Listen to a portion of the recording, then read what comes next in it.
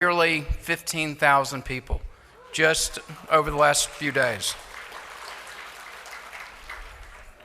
And then this really made my day. So Skylar, there she is, came up to me, drew me this picture, and says to Mr. Todd with a heart, "Thank you," from Skylar.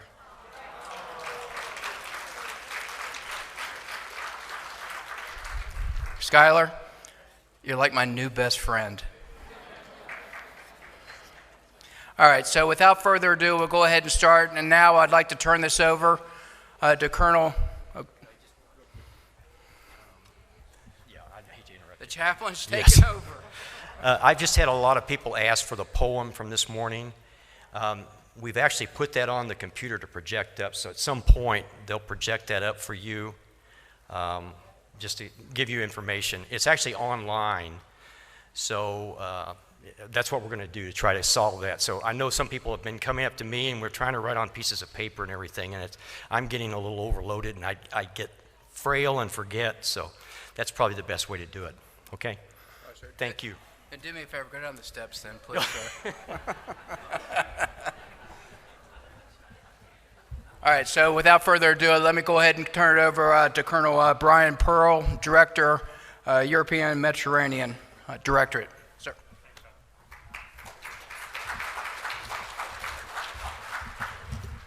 Hopefully everybody had a good lunch today. I'm Colonel Brian Pearl. I'm the Director of Europe Mediterranean Regional Directorate of DPAA. General Dr. Fogelsom, the U.S. Chairman of the U.S.-Russia Joint Commission on POWs and MIAs, or the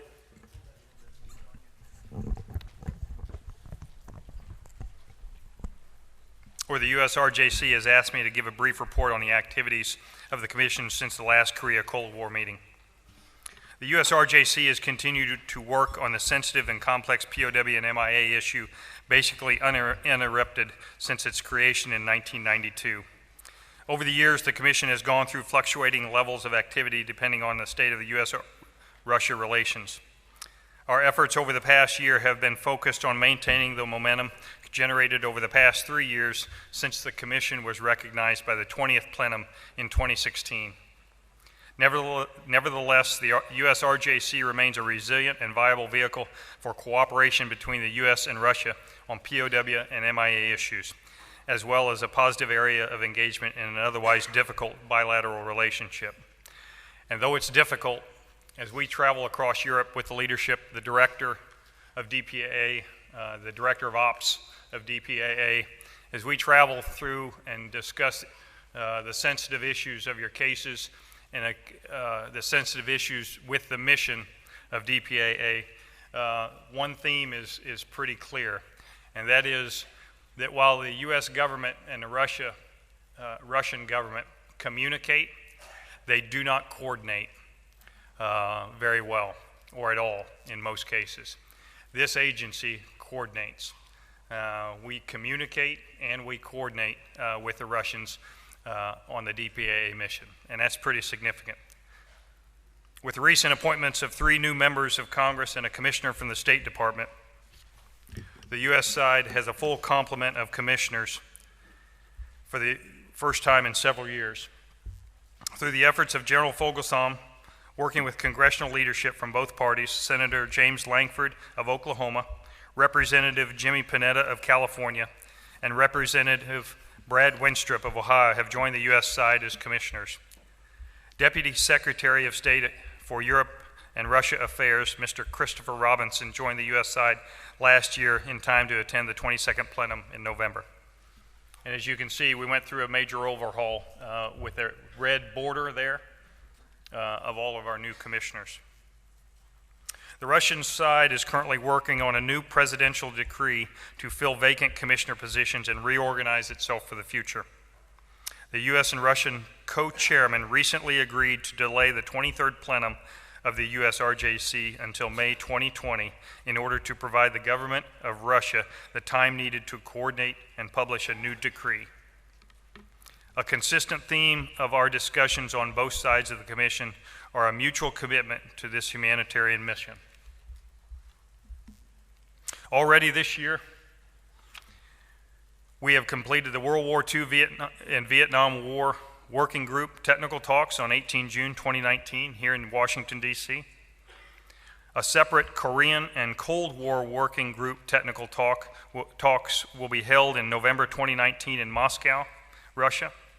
This will complete our 2019 technical talk schedule, and the schedule for 2020 is already in the planning stages. And though we have combined technical talks, combines the wrong word. What we've done is, instead of doing 4 separate technical talks during the year, we've gone to combining 2 just for logistical purposes. They're still separated. The Vietnam and World War II technical talks that were held back in June, they're separate. But for logistical purposes, so we don't have to keep flying back and forth to Russia every quarter, we've combined them, and that's kind of what we're doing for the Korea Cold War that'll be held in Moscow in November.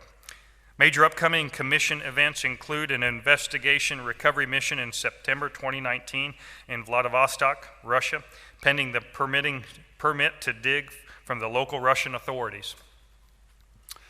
And as previously mentioned, the 23rd plenary session proposed by the Russian side for May of 2020 in Moscow. Also in the preliminary planning stages is an investigation of a possible World War II related crash site on the Kamchatka Peninsula in Russia. Specific updates related to the Korean War Working Group are the U.S. side continues uninterrupted research in the Russian Ministry of Defense's Central Archives. This research includes files from the 64th Fighter Aviation Corps, which has conducted the majority of the communist air combat operations during the Korean War. Our researchers are now assessing higher echelon records in the Central Archives. These are documents from the Air Operations Group level, which commanded all Soviet air assets deployed for the Korean War, including the 64th Fighter Aviation Corps. The Cold War Working Group is currently focused on the following efforts: the before-mentioned follow-up investigation recovery mission in Vladivostok area, to excavate specific sites identified during the 2018 expedition to the former Hospital 404 complex and its associated cemetery. This work possibly correlates to the 6 November 1951 U.S. Navy P-2V aircraft incident. We also continue partnering with the Swedish company MMT to continue searching for wreckage of the U.S. Navy PB-4Y aircraft shot down 8 April in 1950 off the coast of Latvia in the Baltic Sea. So really a lot going on with the U.S. RJC, even amidst the political tensions between the two governments. We absolutely are moving forward in our humanitarian mission here in DPA and within the U.S. RJC. And on that note, I'll conclude my presentation. Thank you for your attention and the honor of speaking with you today.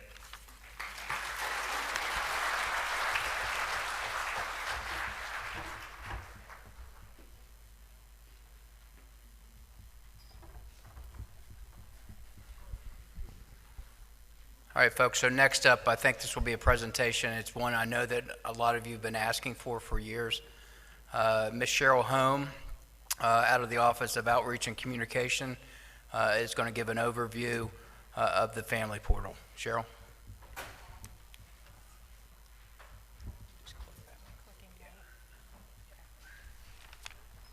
Good afternoon, ladies and gentlemen. As Todd mentioned, thank you, Todd. I'm Cheryl Home. I work in the Outreach and Communication Division at DPAA.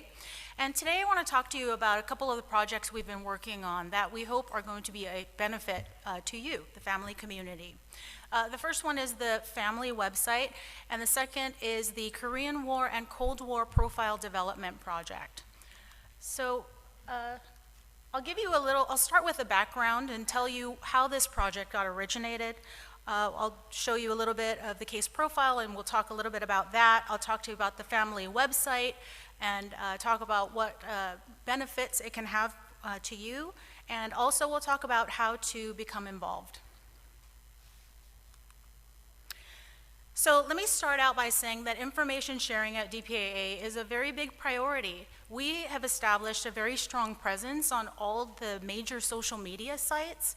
So sites like Twitter, Instagram, Facebook, YouTube, and also a site, DVIDS, which is a DoD-hosted platform where we upload photos and videos of DPAA's activities and missions. In addition to the third-party information that we host on those sites, our website is also host to a steady information flow. Those of you that have been to our website have seen that we regularly post news articles, we post fact sheets that are organized around conflict and specific topic areas within each conflict. We provide macro-level statistics that give an idea of the overall scope of our mission.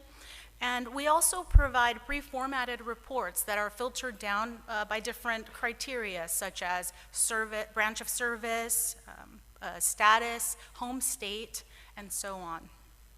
And in the midst of all of this information that we're providing on these various platforms, we also provide information in response to a growing volume of individual requests for information from families and also from the general public. And some of the feedback that we've received over the years suggested to us that we needed to standardize the information that we were putting out there, maybe use less jargon, make it more accessible to families of the missing. And so based on this, DPAA defined a new business need. And it was to enhance the efficiency and effectiveness of our communication processes, to be more responsive overall to the families, and to provide more information about unaccounted for servicemen that was easily accessible. And based on this business need is how the Case Profile project was originated. So what is on a case profile? Well, a case profile is a standard way to learn about all the unaccounted for servicemen that are a part of our mission. So if you go to a case profile page, you will see the service member's name, you'll see the conflict he's associated with, you'll see the country of his loss, you'll see his unit information, his home state. We include the service seal. We provide an incident narrative that talks about the loss incident that involved this individual, and then we include a personal narrative that talks about how he was involved in the loss incident. We provide a DPAA analytical category so that you have a general idea of where they fall in the spectrum of our work to identify. And you will also see that we provide a country spatial reference map. Now, it might not be so important for the Korean War because most people have a general idea of where the Korean Peninsula is. But when we start talking about World War II cases, many of them occurred in small islands in the South Pacific that maybe not too many people are familiar with, so that could be very helpful for those families. And underneath the spatial reference, we provide a list of individuals that are connected with that service member in their loss incident. So for the Korean War, it would be other individuals that share the same field search case number or air loss field search case number. Now, this is what you see, but what you don't see is underneath all of this is a lot of work that has gone into standardizing the information, making sure that we're collaborating across the accounting community so that we're all using the same data, that our subject matter experts in the Korean War are making sure that this is an accurate reflection of what we believe to be the circumstances of the case.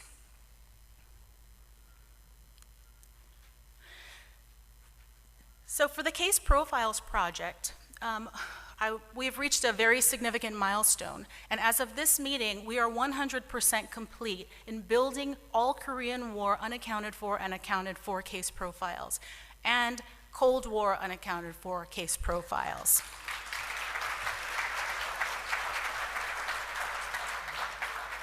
For those of you with connections to the Vietnam War, we've also completed the Vietnam War case profiles. And now we will shift our focus to World War II cases, and we have quite a few to work on there. But when I talk about the fact that we've developed these resources for you, I want to also add that we still have a very significant data gap. One of the features of a case profile is the individual's photo. And for the Korean War, we are missing 5,474. I'll talk a little bit more about the photographs in a few minutes. Now, the case profiles only add to what you get when you come here, when you sign up for an event, and you get in your packet a more detailed case summary. These will never replace the in-person interactions that we have with you when you come to the meetings and when you sit with your analyst one-on-one, ask questions, talk about the nuances of your specific cases, or our ability to address you collectively as a family community. But what we want to do is we want to benefit the larger family community and expand into the digital space. And so last year, we launched a family website. And this was an effort for us to try to bring together the data and information that we think would be most helpful to you and improve your experience navigating all of the information and data that's on our website and out on these public sites. You can not only get information that DPAA is posting directly for families in the form of updates about what our leaders are doing in their various engagements, but you could also access the link to sign up for the next family event.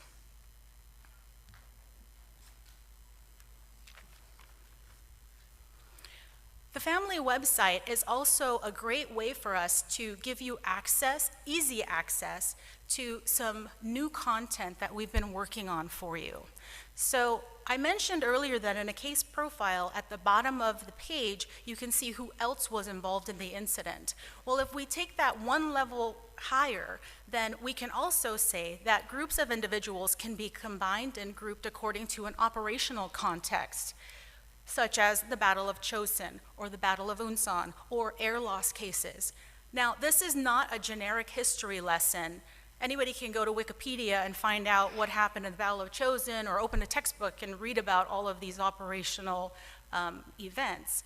What this is, though, is the history told from the perspective of the POW-MIA issue. And for each one of these operational summaries, we also provide some information about what DPAA is doing to address that particular group of cases.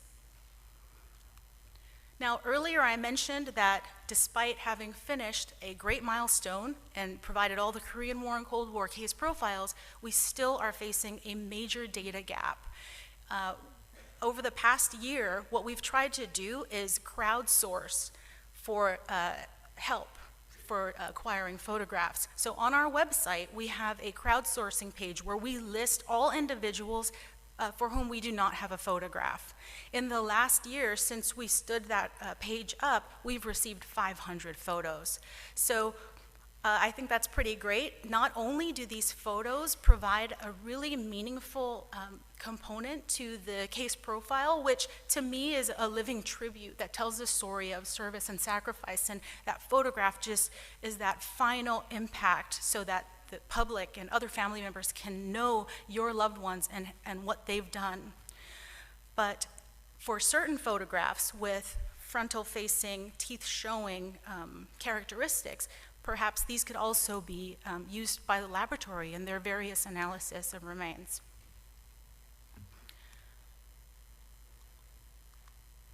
So you've had a great impact. Many of you have already provided photographs. I invite you to check out our photograph crowdsourcing page to see if there's any other photographs of any individuals that you may be able to help us collect. We really want to close this data gap so that we can complete this resource. And another way that you can help us is by participating in the data quality issue. This is a lot of information that we're putting together and organizing, and there are transcription errors, there are nuances about somebody's name that maybe only you know and that are not available to us in records. So I ask that we together work to improve the data quality collectively so that this resource is valuable not just for families that are here today and families that are streaming on Facebook Live, but also future generations of families that are just looking for some basic information about what happened to their loved ones. And so with that, I will turn it back over to Todd. Thank you very much for your time today. It's a privilege to speak with you.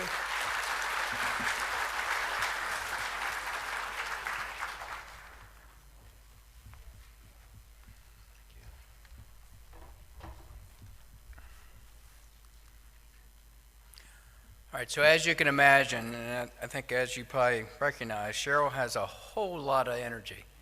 And, you know, she's going gangbusters after this. And with the photos, I challenge each and every one of you to make sure that we have a photo. If we don't already have a photo that makes sense to you guys, make sure we get that photo. Okay, be a part of helping us tell the story of your loved one. So that's your challenge. Won't be your last challenge. Maybe I'll have another list before we take off today. So with that, what we're going to do now is we're going to transition into the final Q&A. So if I could have all briefers come up, please.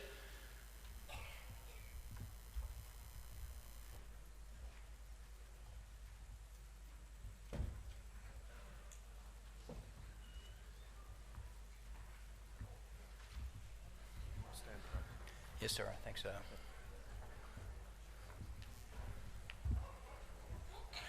Hey, I also wanted to say again, because the media panel will not be back, I was really proud of you guys for you know, asking some pretty good daggone questions. And especially with David Martin. I've known David for a couple decades. He's a tough old bird. But you know what? You held him accountable. So thank you to those that asked him. Didn't really ask a question, made a statement. So thank you for that. Okay, so same rules of engagement will go on here. Raise your hand, please, and we'll have a microphone come to you. And then please, just as a note, the questions should be specifically related to the briefings as they were presented today. So with that, I'll turn it over for Q&As.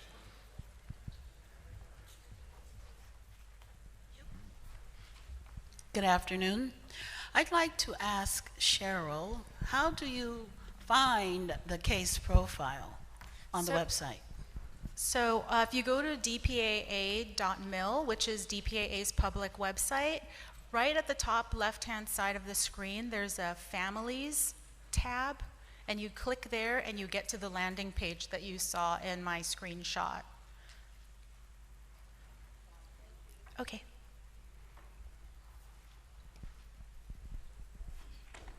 Yeah, my name is Felipe Tejeda, and my father was shot down in 1953 over Vladivostok. And I have a question that I wanted to ask Colonel Pearl. We talked about it briefly before, but could you explain a little bit the purpose of the visit to Vladivostok that's scheduled to happen soon, in terms of what you hope, what the indications are that something might be there, and what you perhaps can hope to find there? Yeah. Pearl's not there. Yeah, so unfortunately, Colonel Pearl had to leave. He's heading out to go to Europe to link up with some of our teams. So I'm Rich Lyda. I'm the Chief of Joint Commission Support Division, for those of you who don't know me. So good question, sir. Yes, the purpose of that trip that we're taking to Vladivostok in September, we're still working out some of the details with the Russians on permitting for that, but our main purpose is to return to a cemetery located at a former hospital site, which is possibly connected with a case from 1950, a P2V shoot down. Last May, we did an investigative trip there, partnered with the University of Pittsburgh, did some remote sensing, ground penetrating radar. This is actually the third time we've been to this cemetery. We went in 1995 and 96. The ground penetrating radar detected some anomalies in the cemetery, which are indicative of possible burial sites. Of course, it is a cemetery, so we expect to find that, but we're going to return there to excavate these sites and see if possibly there are remains associated with that aircraft loss. It's associated with an eyewitness account, claimed that there were some Americans possibly buried in the cemetery, so we're following up on that work. Does that answer your question? I have a question for.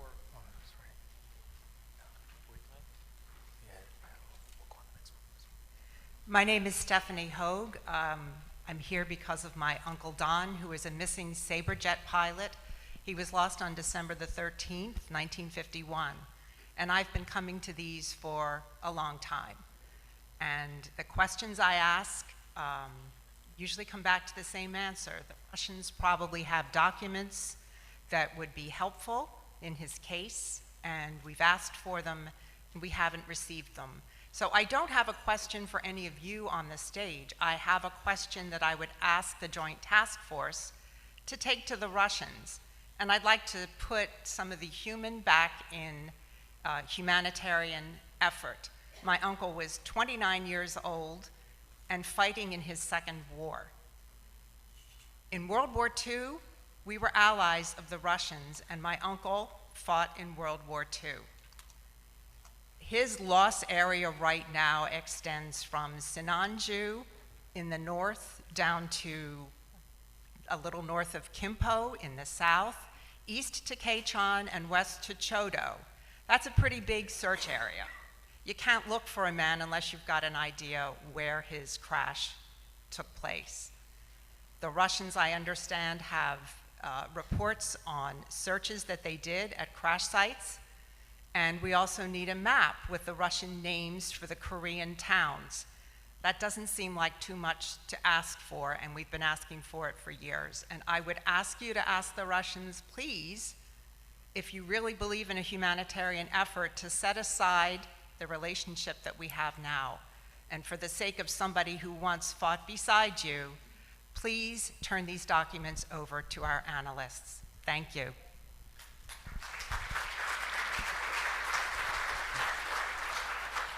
Stephanie, can I make a comment and ask a favor, please? So, you bring up a great connection from the standpoint of your uncle having fought as an ally and then Russia being an adversary after that. Can I ask you to write me and share with me in letter form just exactly what you said? Because what I want to do with that is then take it to Moscow and again introduce that human element. And by the way, when we do meet with the Russians and Chinese, we remind them constantly. We share with them vignettes about your loved ones to ensure that that happens. But Stephanie, if I could ask you to do that. Yes, sir. I'm sure this pertains to a lot of the other air losses Oh, it does, in the room. without Thank a you. doubt.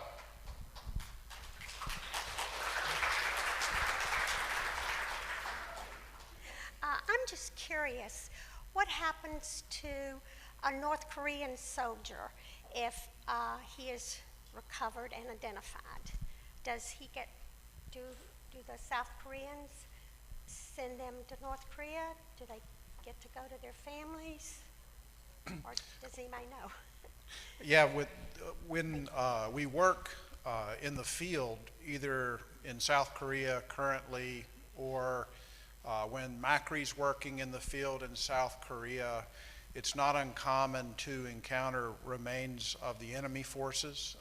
And you saw in the pictures from the DMZ that they showed this morning, a lot of those remains that they're finding and uncovering are more likely Chinese or North Korean than our remains from the Allied side.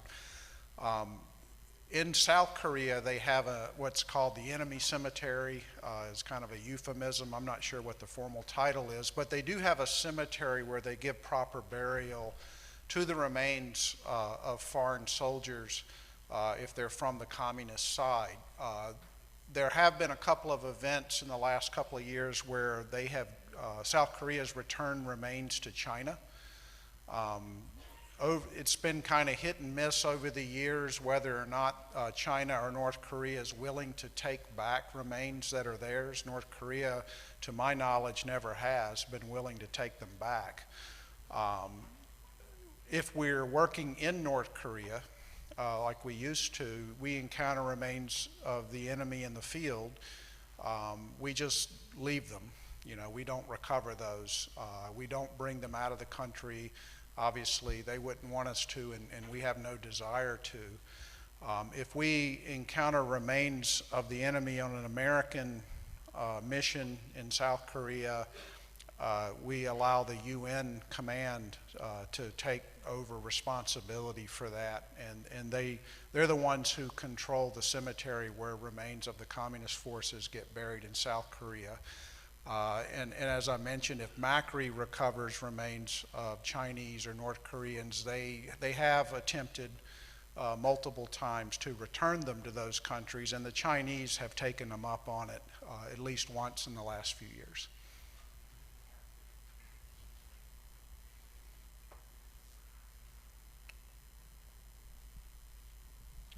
Hi, a few quick things. One, I was hoping that I would like this. If you could post somewhere a way to contact the MPVA, and I would like to thank them for the way that they thanked us. And I don't know how to do that. Mailing address or an email address or something. Can that be done? Easy. Okay. There's an announcement I'd kind of like to make, and then I have one last question, comment. We have been working for a long time on declassification legislation. It's called the Bring Our Heroes Home Act, and this is our third Congress, and we've been working with Senators Crapo from Idaho, so if you're from Idaho, remember this, and Senator Shaheen from New Hampshire. And we just met with them, had a big conference call, including, is Boyd here?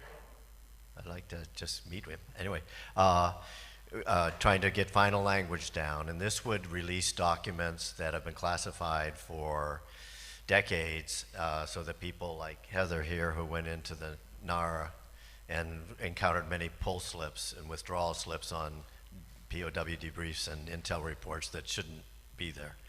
And we are hopefully going to be, they're hopefully going to introduce in September, in which case, those of you who are in contact with me will be asking you to contact your senators to, and I'll have a bill number and everything, to ask them to co-sponsor this bill. So I hope you'll be open to that, because it could affect any one of you, any one of us, that there could be information in these records that might help tell a little bit more about your loved one's story. So I hope you'll be open to that, and we'll contact your senators and say, hey, this is bill number, blah, blah, blah. Don't write that. And please co-sponsor. And then lastly, sometimes it happens at these briefings and sometimes it doesn't, but I don't recall any mention about the uniqueness of air losses. You know, 900 guys, 600 crash sites that are spread throughout North Korea. And many of them, which you know, have an idea of where they may have gone down. And that they're not going to be found unless it's incidental on if you go back in, when you go back in, and you're at Chosin or Unsan, that you are also negotiating, and I know you bring it up, but I just think that not everyone knows this, that we're trying to get investigative teams to go around to the villages where these crash sites may have occurred and ask what happened. Is he buried in, well, Dan was just telling me about a different way they do it than I thought, village cemeteries, or did you see him marked? Because it's in the stories, the history, the minds of those who are still around. So it wasn't mentioned here. I just want to be sure that's still on your radar, which I'm sure it is. But I think that the Air Force families and Navy, the pilots' families here would like to know that that is something that could happen. I know the North Koreans aren't particularly excited about it happening. But anyway, I just make that comment that I would like to see that be a part of this. That gentleman up here, I think with a very colorful pink shirt and the blue hat on, brought this type of thing up, I think. And so I think it'd be good to know that there is a plan, and that hopefully we get it going sometime. Did that make sense? Yeah, absolutely, Rick. So you'll recall in Admiral Kreitz's briefing this morning that the proposal that we have ready to present to the North Koreans for field operations in 2020, you'll recall that 2 base camps, 3 JROs, so 2 sets of excavation teams, but in each of those 3 periods in that year, there is an investigative element. And that investigation team, jointly conducted with the North Koreans, is intended to do that, to search for clues, to find leads, to interview where we can, and more importantly, to find out actionable information that we then can turn into an excavation. As Rick rightfully pointed out, for the 10 years that we operated with the North Koreans between 1996 and 2005, every year we would sit down and negotiate the following year's operations. Every year in those negotiations, we would ask about crash sites. Because we have the information, we would just like to have access to it. Every year it was, no, you will dig here, you will dig there. And so what we're trying to do with this proposal is to mirror it to the last time we talked to them, which was in 2011, and say we would like to go to Unsan and Chosin and hopefully develop confidence, develop trust, such that just like it was with Vietnam, this episodic excavation can turn into sustained annual operations that expand well beyond the 2 areas that they're comfortable with. That's our hope and our plan.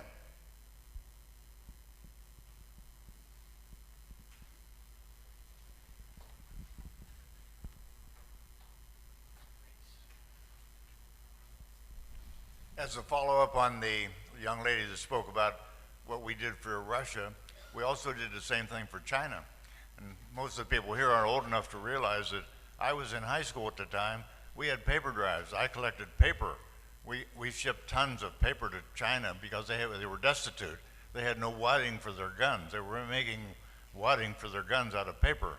They also made clothes out of paper. So we did all that. In addition to that, my brother fought in Western China flying a P-40 against the Zeros. He was shot down. He walked out after 51 days. So we should get a little bit of credit for that. Absolutely. So can I ask you a favor? I already heard it and I'll do it. Thank you. Bob, we're meeting with the PLA archives, I believe, sometime in the fall. We still haven't arranged the date, but I would love to present them a letter personalizing it from you. I even have my high school paper that gave me the award for raising the most. Also, now that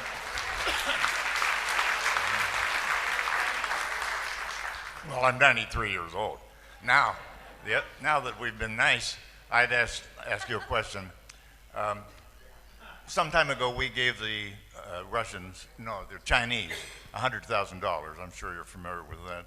And they were to search the archives and get back to us. They wanted payment in advance. We gave it to them, had a hard time getting information, and the information we got was, sorry, those files are classified. Anything else happen after that? Do you know? You're young. You're not that young. No, hold on. Yeah, Dan, can you come up, please? So Bob, we give them a report, or we give them a list of requests every year, and they annually give us a report. I just am not familiar about that particular one. So in the beginning, around 2007, we were negotiating with the Chinese for some kind of archival agreement. The agreement was codified in 2008 and then verified, or essentially redone in I want to say 12 and 15. And in the 08 to around 14 time frames, we were going to give them, I want to say $100,000 a year, and they were going to, essentially what they were doing was, their archives were in very bad storage in caves in the Shenyang military region.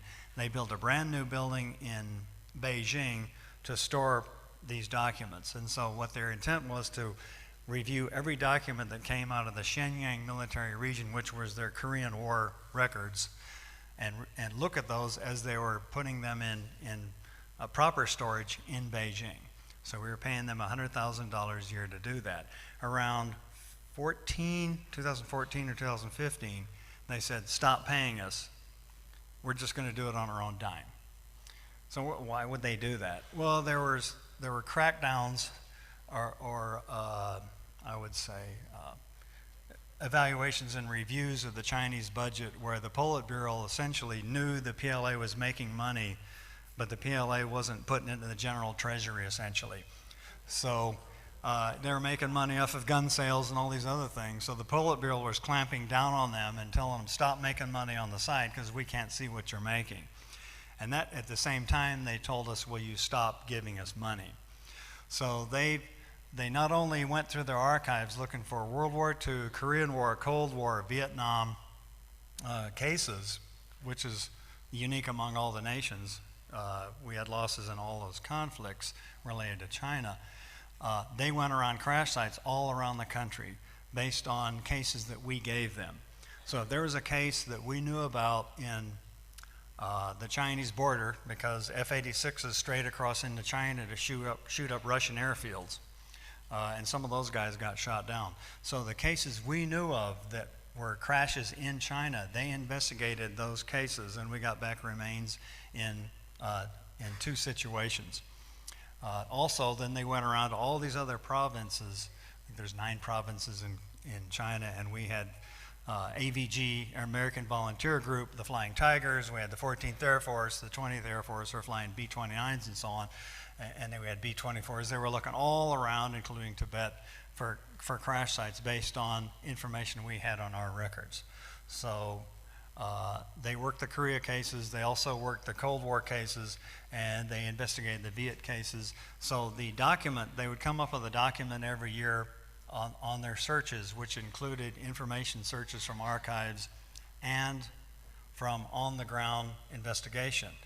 And they told us all this work that they were doing was costing way more than $100,000 a year, but they were doing the rest on their own dime as a gesture of friendship with the U.S.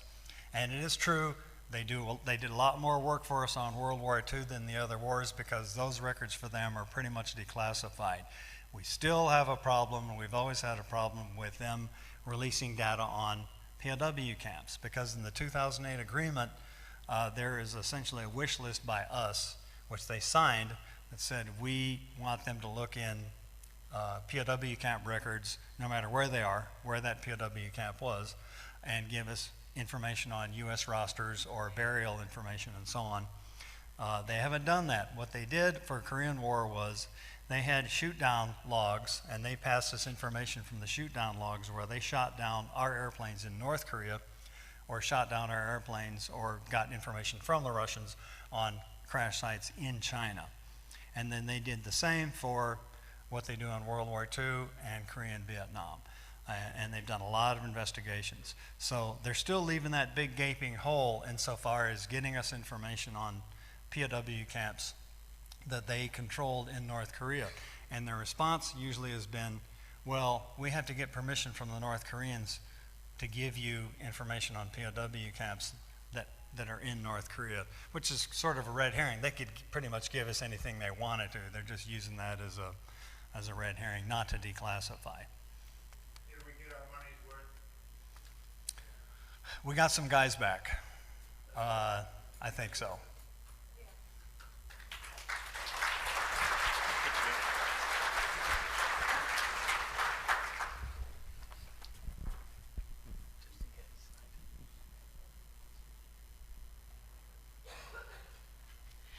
This question is for Cheryl Holm regarding the photographs that you are needing for the individual profiles on the website.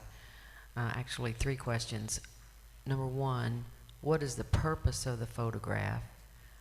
Number 2, if the crew is all got their names out there and they all have a group photograph, for each person has the group photograph, is it better to have an individual photograph for each crew member? And if so, number 3 is, how do we get that individual photograph to you? Okay, so to answer your first question, the purpose of the photograph is just to complete the case profile. It's one of the components that we are building. But in some cases, for photographs that have a certain characteristic, for example, showing the full face with smiling, we could also share that photograph with the laboratory, because they could potentially use it during laboratory analysis when they do comparisons with remains. The second question, the group photographs. We've received some photographs of groups of individuals with a marking showing which individual was related to the family member. Apparently, for some family members, they only had crew photographs. What we try to do in those cases, if the quality is sufficient, we'll try to crop out just that one photo, that one part of the photo showing that individual, because we want to make the pages personal and we want to have one for each individual. And then the third question, how to get those photographs to us. On our website, if you go to the photo crowdsourcing page, on the family website, there's a link that says submit a photo for your loved one. You can you just follow the prompts to contribute a photo that way, but maybe an easier way is to just provide the photo to your casualty officer, because they have access to the system that I was referring to, and we can collaborate with them and share information on a single system. So we all operate, or we try to operate as one single entity when it comes to being responsive to families. I want to add on to that. Whenever we do missions and we recover any personal artifacts, if we can link them specifically to a member, then those will be passed through the service casualty offices to provide back to the primary next of kin. And I say that because beginning of this calendar year, we did a recovery mission in South Asia, and they recovered remains of a couple individuals, including a hand. And on the hand was a ring. And in the case files for one of the members of the crew of that aircraft was a picture of the service member with that ring on. Okay, so guess what? That helps us in identifying. It's not a definitive, but it's evidence. And more importantly, it also means that that ring can go back to his family. Okay, so there's a lot of reasons to give us pictures. Okay. Cheryl, can you walk them through the websites up? So on the website, if you scroll down a little bit, who's controlling it? Lee. Okay. Where it says submit a photo, on the right-hand side of the screen, you scroll a little bit down, you submit a photo.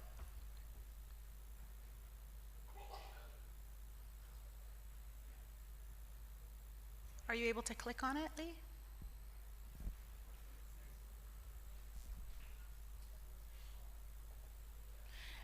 And so you can follow, we have like a quick overview of the steps to submit a photo if you look at those circular icons up at the top. But if you look down at the bottom, we just posted a list of all the photos, all the individual case profiles that are missing a photo. And you can filter that list and drill down to whatever group of cases that you're interested in helping with.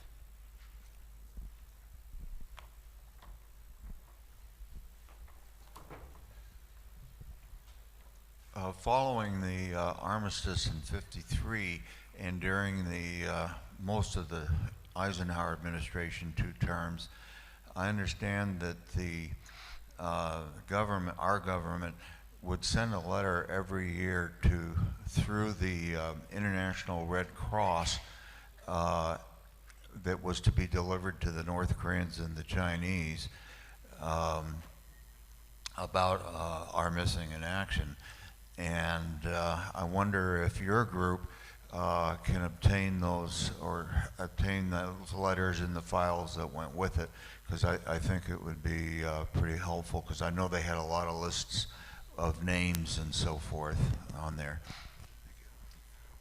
Right, those were preserved in the National Archives, so that, and all declassified, so that information is available. And the United Nations Command passed the same list to the North Koreans all the way up to 1985, and we know the individuals who are on that list, and there are bits of data on those individuals, and they are also reflected in the individual deceased personnel files as being of the level of interest of the United Nations Command, because they were suspected of being captive at one time.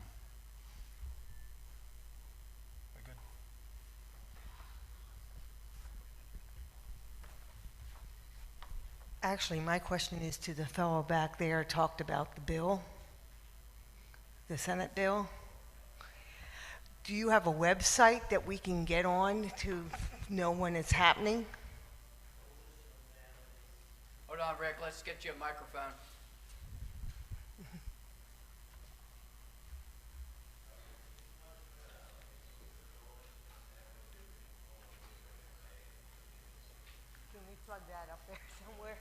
I'm not going to be able to write that fast.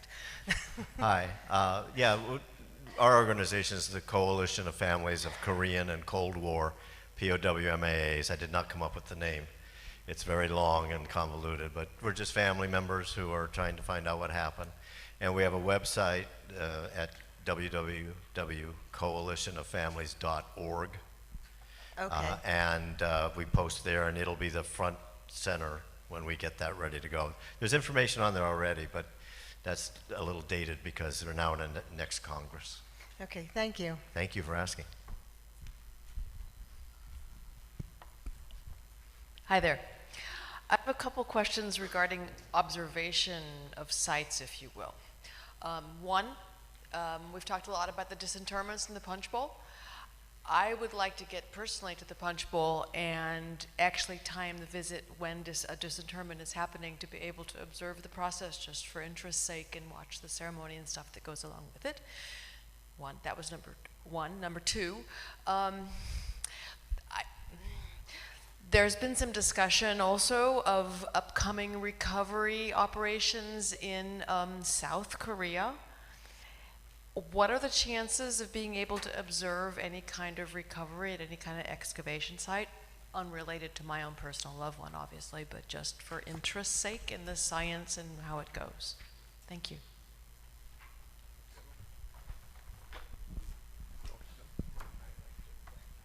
So, first off, on the field operations, we generally discourage people from coming to the sites from safety perspective.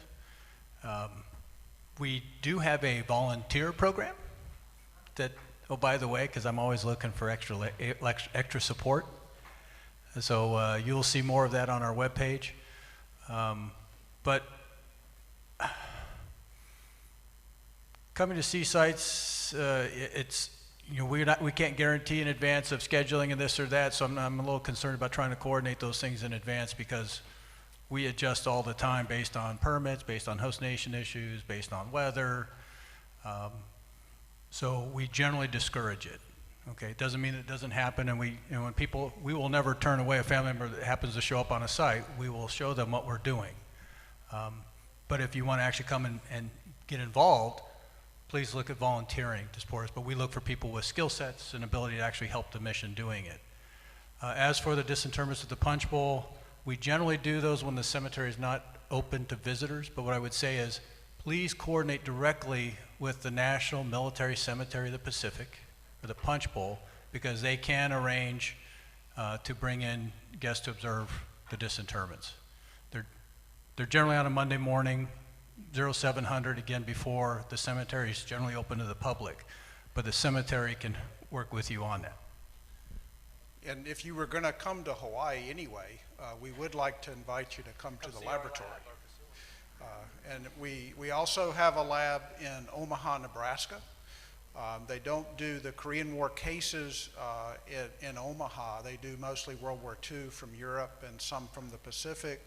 But the laboratory operation is the same. And you can see the kinds of procedures we use. You can get a briefing on how we do things. And Omaha may be easier for some people to visit. We invite you to go to Omaha, or if you're coming to Hawaii, you should definitely arrange to come by. And so you can go through your service casualty officer and Johnny Webb over here, and they can make sure it happens. By the way, a short addendum is I've spoken to both Mike and Brenda about the Revisit Korea program, and they are interested in having a little caveat to that trip with a stop in Hawaii, either going to South Korea or coming back. And again, as I told both Brenda and Mike, we are very amenable to that and believe that that would be a very nice complement to the Revisit Korea program.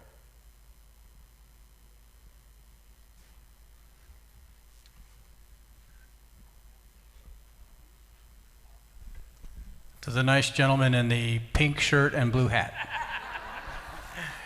The only question I have is when you submit a photo, how long before you should be able to see it uploaded? So we receive a high volume of photographs all the time. We generally can get them up within a week to 2 weeks. In some cases, it takes longer because we have to do some like photo editing to change the resolution or try to improve the photo if it's a low quality. So we try to get it up as fast as we can, but it does involve some level of processing. And we like to verify with the service casualty officers that, it is the photograph of the person, if they can tell us that. So I would say in general a week to 2 weeks. Sometimes it could take longer if we have to process the photo. Yeah, because I submitted one over 8 weeks ago, and it was not put up. I did give it to the casualty office while we were here to make sure they got it, because I never got a confirmation that you even received it, putting it through that portal that you have on the website. Okay. I don't know if you do or you don't, but do you acknowledge that you receive these from people? Yes, there's an automatic notification that goes out when you submit the photo, or there should be an automatic notification that goes out to say your photo has been submitted. And then, I usually manage the mailbox that it comes into, so I see all the photos that come in. So I can get with you after this and, take down your name. Okay, thank you. Thank you. Two things I've heard is, one, a lot of questions about the 55 boxes of remains and will there be more forthcoming, and then also just people talking about, communicating as a group, this group making stories known, or just this message of need coming out. I just wonder about anyone's reaction to if we all wrote to the highest levels of the North Korean government, if that's even possible. Just, we are so appreciative of the remains that did come. We'd like to see more. What your thoughts are on that? They don't call it the Hermit Kingdom for nothing. We're not sure how things flow. We're not sure whether or not it ultimately gets to the one person that can be decisive on this, and that's Chairman Kim. It can't hurt.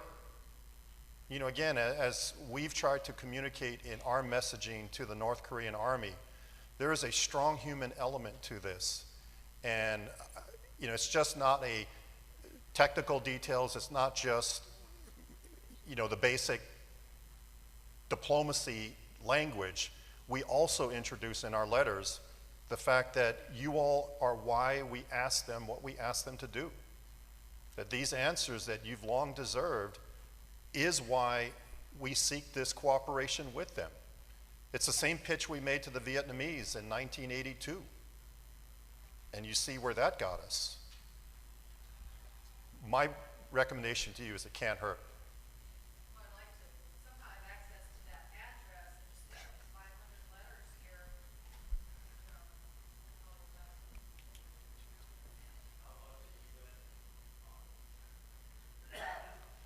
So the United Nations Command has daily, in fact, I think, Jennifer, is it 2 times a day or 3? 2. So 2 times a day as part of the armistice, and they've been doing this since 1953. They get on a phone and they make sure the phone line is working and they pass messages and what have you. North Korea stopped talking to the United Nations Command several months ago. And so, but each day they get on the phone and they say, here's a communications check, pass any messages or requests that they believe are necessary. That might be an avenue as well. I don't want to speak to, our folks there, but your thoughts, Jennifer, about that being a vehicle?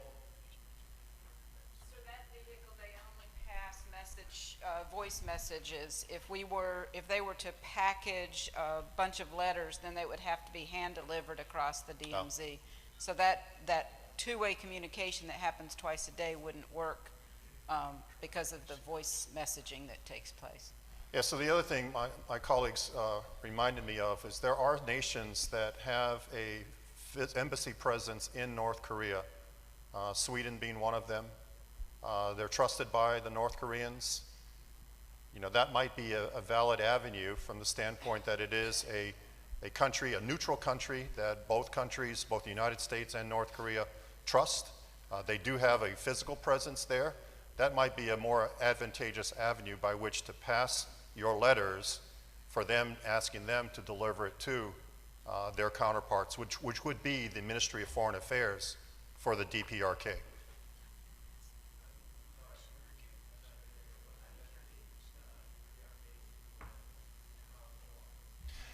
Sure, that's another one. So the United Nations, so the DPRK maintains a mission in the United Nations in New York City. It's manned by diplomats that work for the Ministry of Foreign Affairs.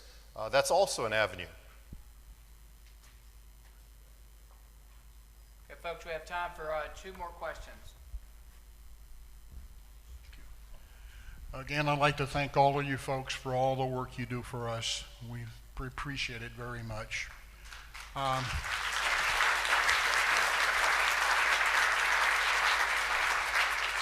I have one question and one statement. I'd like to ask a question about this U.S.-Russia Joint Commission. What role does Putin have in to get the things done? Is he slowing it up? Is he helping? Is he neutral? What is the story there?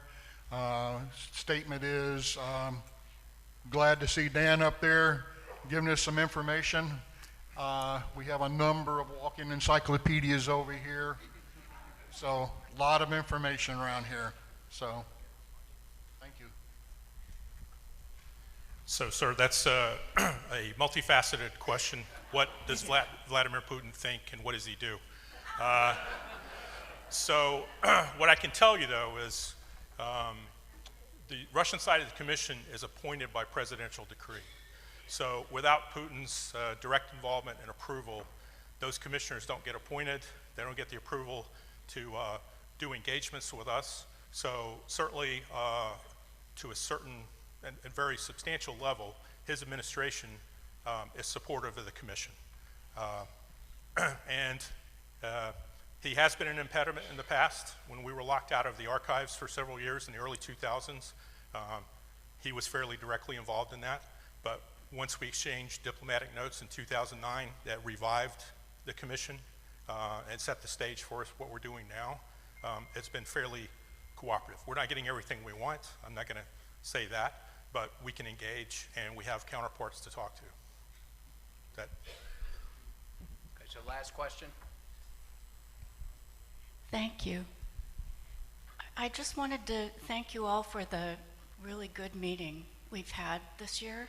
It's been excellent. And thank you especially for picking up the pace and doing all the work that you've done to do the exhumations at Punch Bowl and all the other things we've been hearing about. There is another side to that coin. That is that on our visit in June to Korea, we were mostly traveling with veterans, and many of them are in their 90s. They were delightful, as were our new Korean friends. But please hurry. I know you understand that. I've been hearing it for 2 days, but really, time is very short for the people who are still here to remember. So thank you, keep it up, and go as fast as you can. And then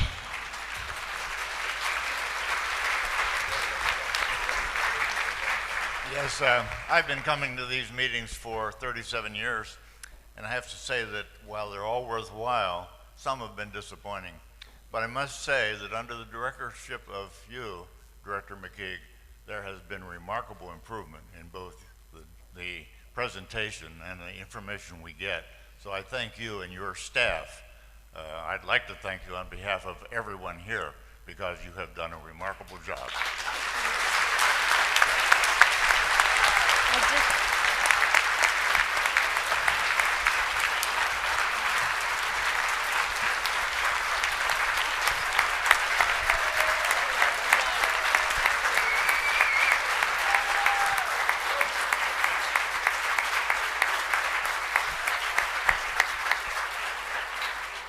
Bob, thank you for that. You know, this is a team sport. You know, it's not about me, it's not about the Admiral, it's not about Dr. Byrd.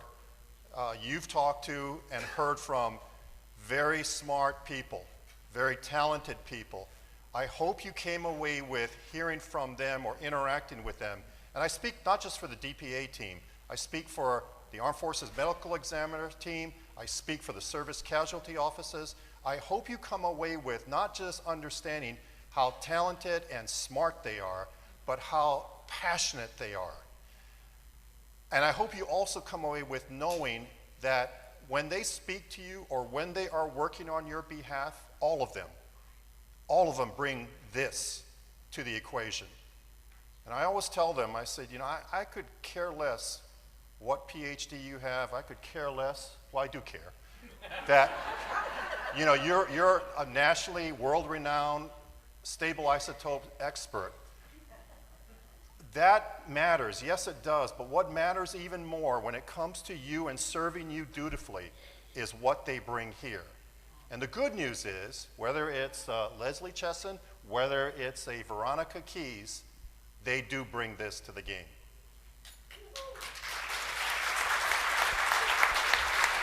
I think you have that, lady.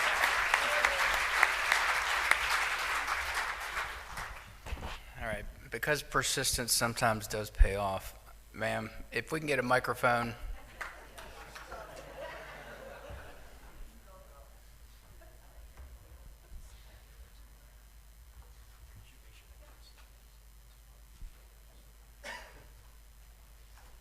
Thank you for that, Director, acknowledging me.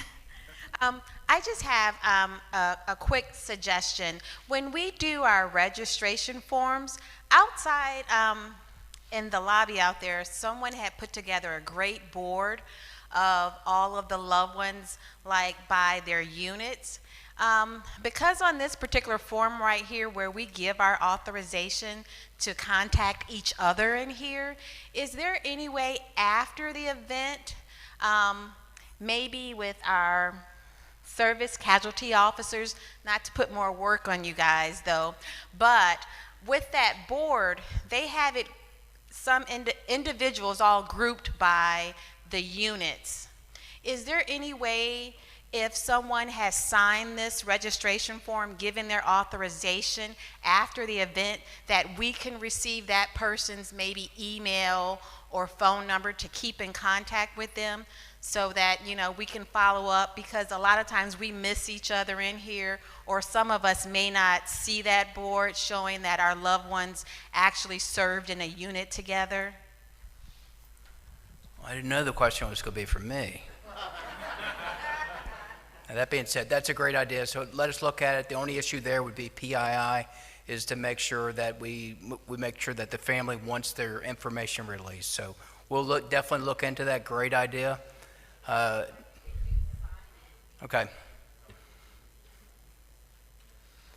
Now I'm being summoned over here.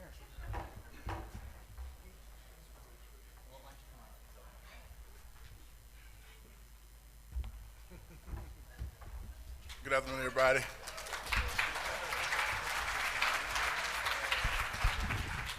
If you fill out the registration form and you do check the box to release your information, if you do the registration form, you will get a letter.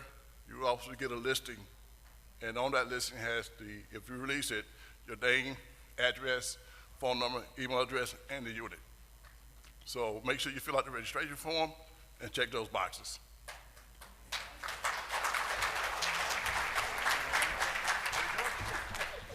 Hey, and also, come here, Greg.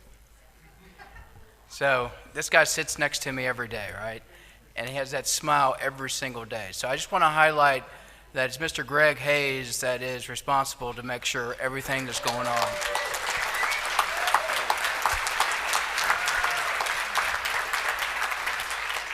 I'm Army, he's Air Force, but I'm okay with that. All right. So, if I may now, let's go ahead and give a round of applause for all our speakers.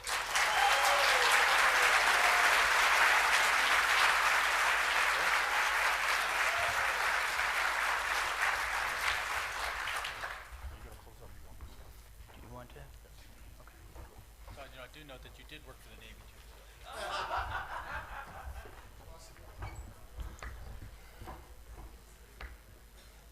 All right, so just a couple quick things. Number one, make sure that your surveys are completed. If you want, just bring them up to me. I'll be glad to take them.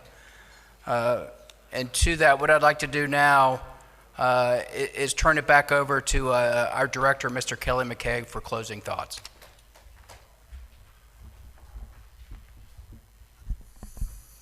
Ladies and gentlemen, there are 7,645 unaccounted for from the Korean War.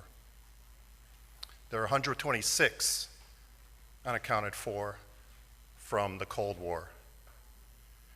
Some would argue that these are just numbers. Some would argue that there's just this amorphous set of statistics. They are not.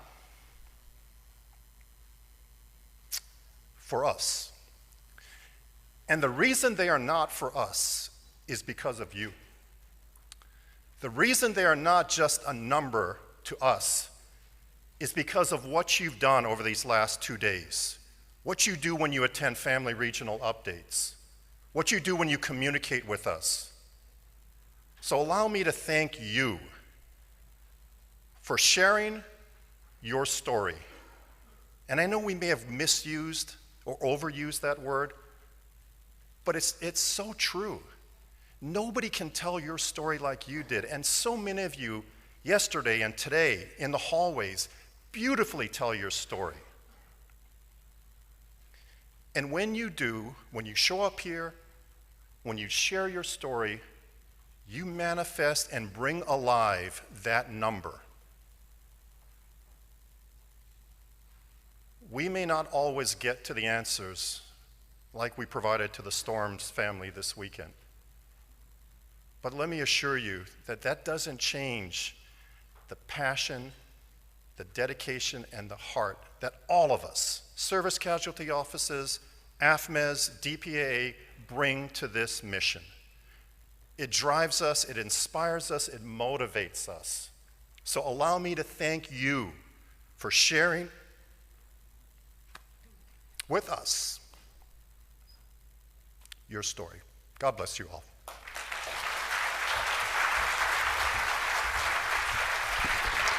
Hey, Lee, can you post the chaplain's information?